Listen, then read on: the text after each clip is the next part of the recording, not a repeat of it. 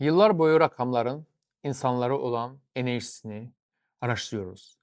Acaba rakamlar insanları etkiliyor mu? Hayatımızı etkiliyor mu? Acaba biz rakamları hesaplayarak başımıza gelen olayları, hayatımızı çözebilir miyiz?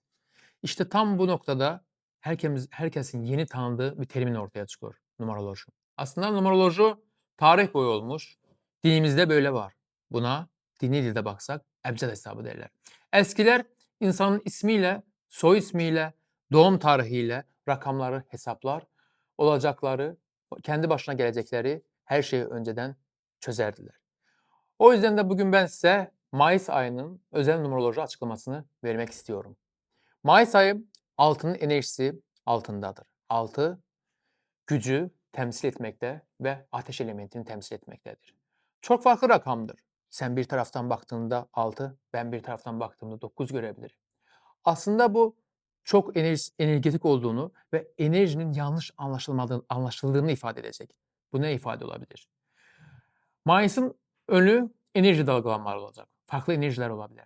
Maksimum derecede arkadaşlarla, sevdiğiniz insanlarla sözlerinizi birbirinizi anlayacak şekilde deyin. Çünkü öyle bir enerji gelecek ki kavgalar, anlaşılmazlıklar ortaya çıkabilir. Hatta bu ülkeler arasında da olabilir, savaşa yol açabilir.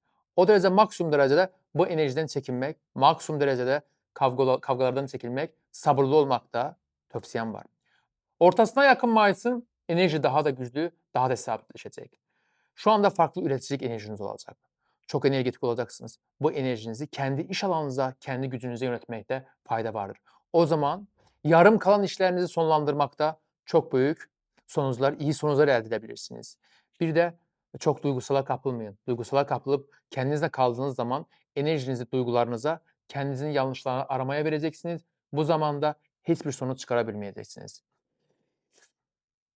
Aslında, bastırılmış duygularımızın bir taraftan da yüzeye çıkması bu aylarda, kötü düşünsek de aslında kötü bir yönü de olmayacak. Bir içsel temizlenme ayı diyelim. Bu ayda maksimum derece içinizde olan kötülüklerden, düşüncelerden arınmanız lazım ve hayata sevgi dolu bakmanız lazım.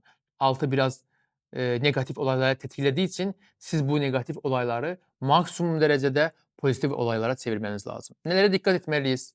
Ateşe dikkat etmeliyiz. Çünkü altının enerjisi ateşi, patlamalar falan böyle bir şeyleri tetikleyebilir. Kavgaları tetikleyebilir ve anlaşılmazlıkları tetikleyebilir.